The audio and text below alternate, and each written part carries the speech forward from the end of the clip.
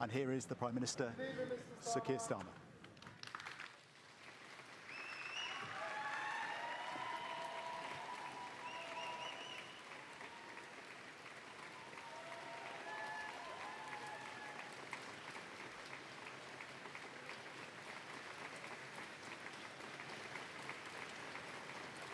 Thank you.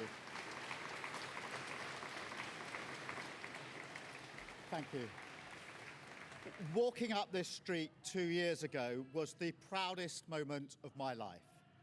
A new Labour government, the first in 14 years. A page in our country's history turned after years of disappointment and despair. The chance to change the lives of millions of people for the better. That's what I came into politics for. The journey to that point was not easy. 6 years ago, I inherited a Labour Party that was politically, financially, and morally bankrupt. I was told time and time again that my party was finished, that we were consigned to history, that a majority at the general election, let alone a landslide majority, was impossible.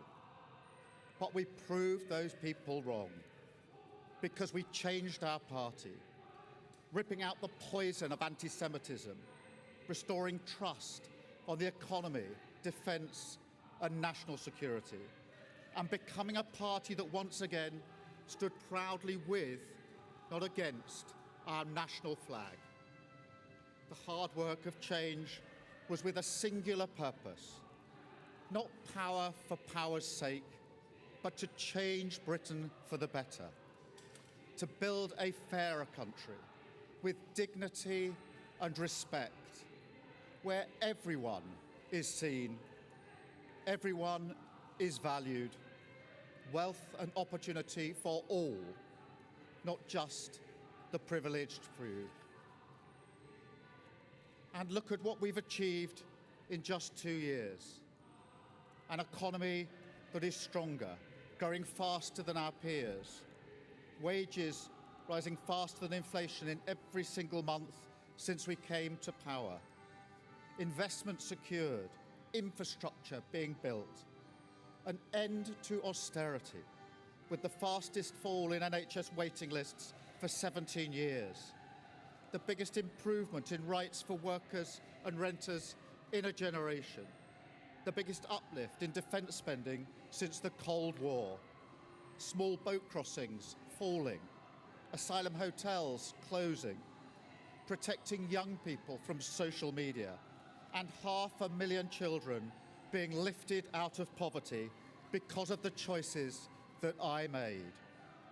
Our reputation in the world restored, with Britain once again standing up for decency, respect and the rule of law, securing trade deals, standing with Ukraine, standing up for our values and rebuilding our relationship with our allies in Europe. Change promised by a Labour government, change fought for by a Labour government, change delivered by a Labour government.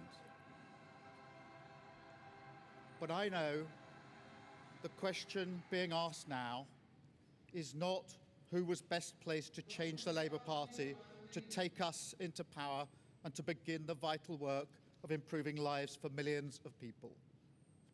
Those questions have been answered. The question my party is asking now is whether I am best placed to lead us into the next general election. I have heard the answer of my parliamentary party to that question, and I accept that answer with good grace. Every decision I've taken has been about putting the country I love first. That is why I will resign as leader of the Labour Party. I have spoken to His Majesty the King this morning to inform him of my decision. I will ask the National Executive Committee of the Labour Party to set out a timetable with nominations opening on the 9th of July and completed by the summer recess. In the case of a contest, this will ensure a new leader is in place before Parliament returns in September. I will remain in post as Prime Minister until the contest is complete, and I will do everything I can to ensure an orderly handover of power. I will also give my successor my full and unequivocal support, knowing that they will inherit a Britain that is far stronger and fairer than the one I inherited 2 years ago, better prepared for the challenges ahead, and better able to ensure the Labour Party secures a second term in office. I want to thank all of those friends and colleagues who have been at my side for these past 6 years or so, for their incredible commitment, service and support.